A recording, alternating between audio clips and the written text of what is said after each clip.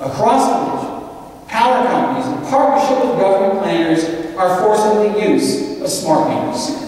These meters contain RFID chips. The technology enables the power company to keep track of how much power you are using at the moment and control, regulate, and ration your use of that electricity. They will set the temperature in your home. If they decide that you're using too much hot water for your shower, for your washing machines, or too much air conditioning, your electricity will automatically be turned down or even off. Moreover, a future goal is to have all appliances replaced with those containing the same RFID chip, which the smart meter will speak to for more regulations and controls. There is now growing evidence that the smart meters are causing medical problems for some, as they are affected by the radiation that emanates from them. Others are experiencing lack of power during peak usage, and of course, as with all things sustainable, energy costs are soaring. Those who protest that such meters are a violation of their private property rights and freedom of choice are told that they have one choice: accept the meter or have no electricity come to your home. And it just keeps getting worse. Under the title of Sustainable Farming, the planners are excited about a new sustainable style of tractor to pull plows. It's called a team of oxen. Don't laugh, they're serious. There is a college in Vermont, Green Mountain College, look it up, which teaches sustainable farming, and they feature the use of a herd of oxen. Students are paying for a college education to learn Davy Crockett's farming techniques.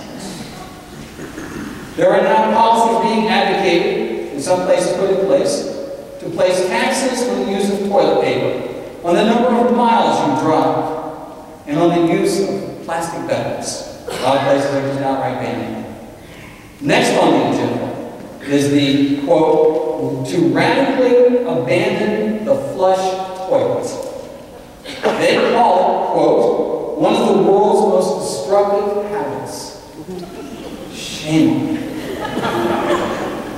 The Bill and Melinda Gates Foundation has made a donation of $3 million to 8 universities to reinvent the flush toilet. I think we should reinvent the computer.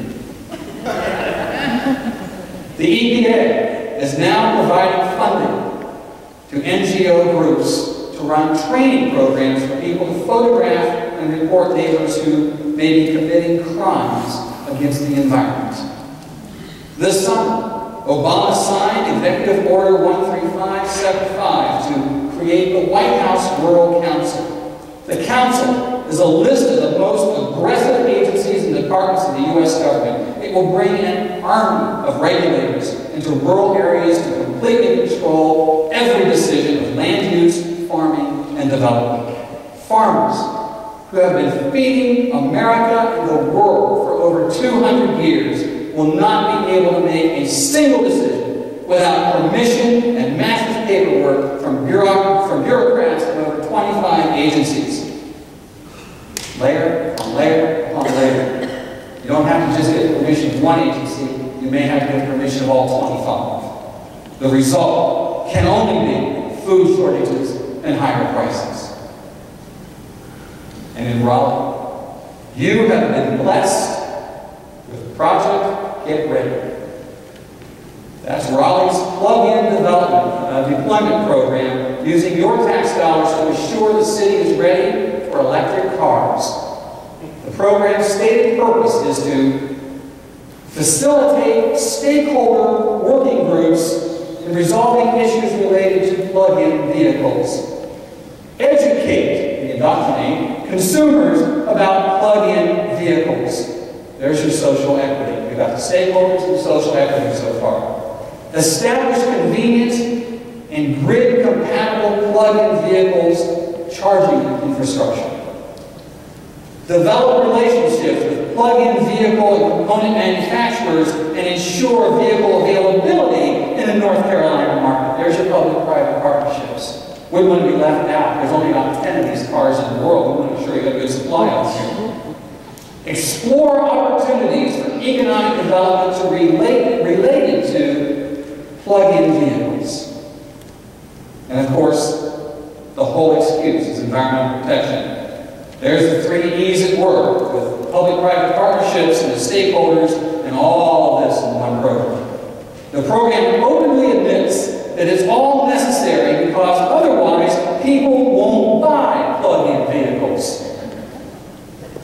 At least under the free enterprise system, the oil companies paid for their own filling stations after free Americans made their own choice for what car they wanted to buy.